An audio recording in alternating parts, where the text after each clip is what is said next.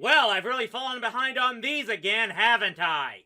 I swear, my intent has been to finish up all the remaining Charlie Brown specials this year, and I did indeed plan to release at least once a month.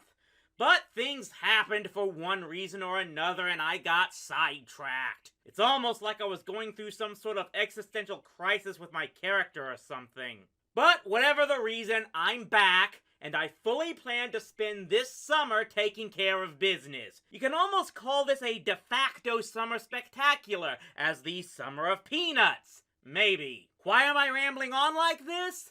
Because to be honest, I really don't have a good intro for this one. This is by far one of the least known Peanuts specials, and it's one I have very little info on. And I think there's a good reason for that, as we'll see. But we may as well get it over with, so let's get into Play It Again, Charlie Brown. We open with the creepiest thing I've ever seen in my goddamn life.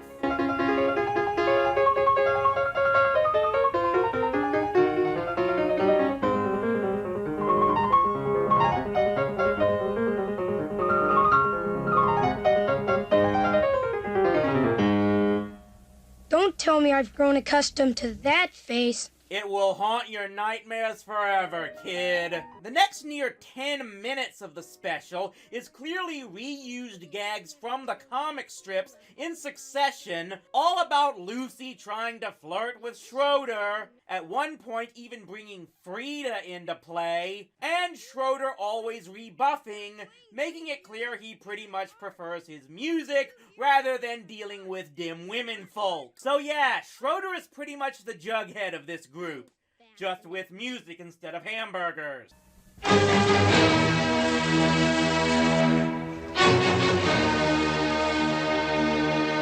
Beethoven now comes in spray cans. You're so cute. I think I'm gonna give you a big hug and a kiss on the nose.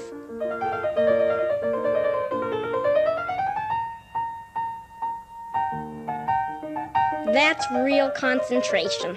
Huh, maybe Schroeder should have taught Shaquille O'Neal how to shoot free throws.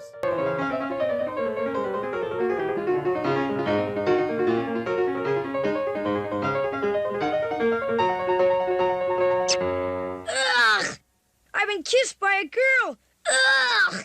I've been poisoned. Get some iodine. Get some hot water. Yeah, see, Lucy? That's what you look like with Snoopy all the time. Put yourself in my shoes, Charlie Brown. What would you do? Huh? What would you do? Well, If a person honestly likes a person and lets that person know that the person is liked by the other person, wouldn't you agree that that person would then express his true feelings that he likes the other person? Wouldn't he? Huh? Later on, Lucy will outsource this interrupting attitude to Peppermint Patty. Occasionally, we do cut to other bits that really don't go anywhere.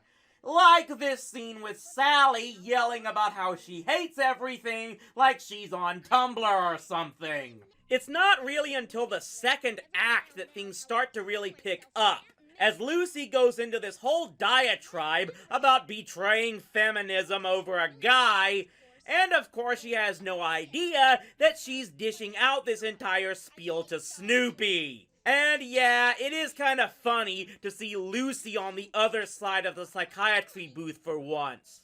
But even still, we don't come anywhere close to a main plot for this show until about halfway through, when Peppermint Patty steps in and suggests that Lucy gives Schroeder a place to showcase his talents. Like the PTA benefit show she's supposed to find acts for. Convenient.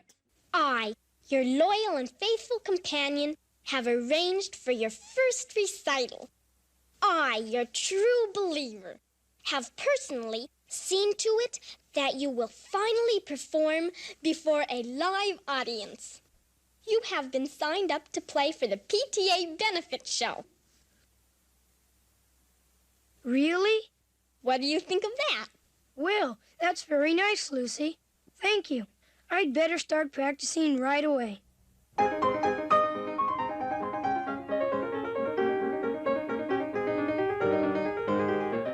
He said thank you. said thank you.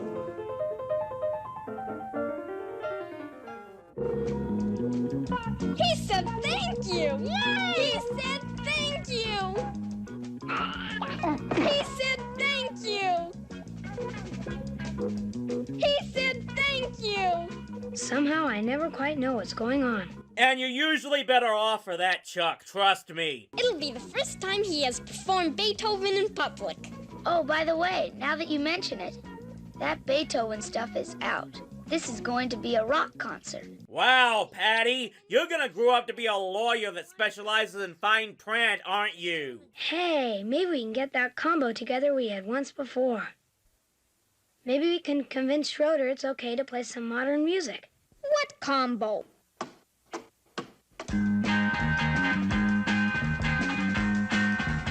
I can't help but wonder if this is some commentary on what caused Creedence Clearwater to break up. And yeah, that's where this whole thing leads to.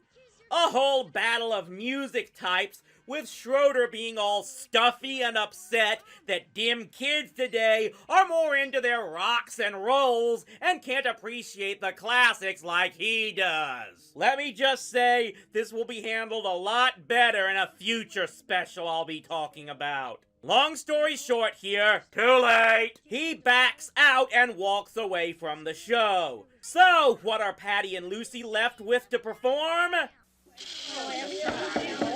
Ladies, the meeting of the Coffee Lane School PTA will please come to order. Wow, who saw that thing being a brick joke to come back later? I won't lie, this was one of the toughest Charlie Brown specials to get through. Not because it was necessarily offensive like with It's Your First Kiss, but because it really just felt so pointless. It felt like it should have been just one segment from one of the anthology specials that come out later, or from the Charlie Brown and Snoopy show. Especially since most of the special feels like filler, and the main plot doesn't get started until the third act. If this was one such special that was just cobbled together directly from the comics themselves, it was probably the weakest of that bunch. Maybe I'm just biased against those type of specials and have usually gravitated to the ones that had more original plots to tell. And fortunately, we'll be looking at one of the more memorable of those next time.